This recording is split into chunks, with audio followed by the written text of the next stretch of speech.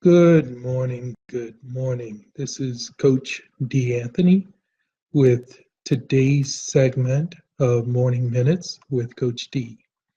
And today's topic is go a bit easier on yourself. So today, my apologies, I'm a little bit later getting a video out this morning for our third edition. As it turns out, I had a few issues. I had a bit of a problem with my stomach this morning, and also I tweaked my back a little bit yesterday. So those two were combining to, you know, introduce me to a few aches this morning. And so as I was running around trying to get everything done and trying to make sure that I got the video out, um, a thought hit me and I realized that, life was hitting me with something and I just really needed to take a step back. And so I feel better, by the way, now. Um, but I also realized that life was also presenting me with the perfect topic for this morning. And that's going easier on ourselves. Now, one thing that I find over and over again, or I've found over and over again over the 5.5 years that I've been supporting survivors in the area of grief, is there's the pain and the misery of the loss itself and the grief and whatever guilt, any other downstream problems that come along. But there are also incremental weights that we tend to put on ourselves. And one of the big ones is I find this over and over again, over in the overriding number of cases, what I find is that survivors are beating themselves up. Okay.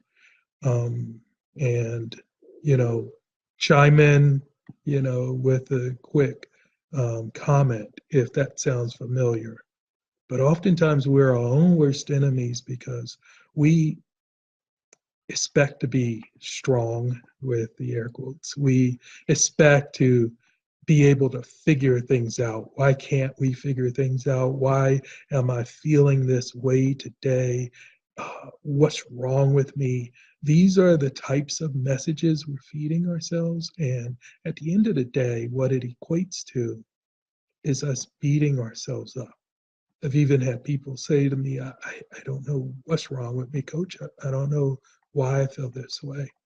And usually I sort of stop them and say, really? Really? You have no idea why you're feeling this way? Well, of course, they're feeling this way because they're dealing with grief. They're dealing with the fact that a loved one, in many cases, someone that we would have given our very lives for, has been, just taken from our lives. And we're trying to figure out how to survive that, how to get ourselves going forward again. This is not a case of we don't know why we feel this way, but that constant questioning and berating ourselves, even if we're not saying it directly, if we're thinking it, then that's only making things worse.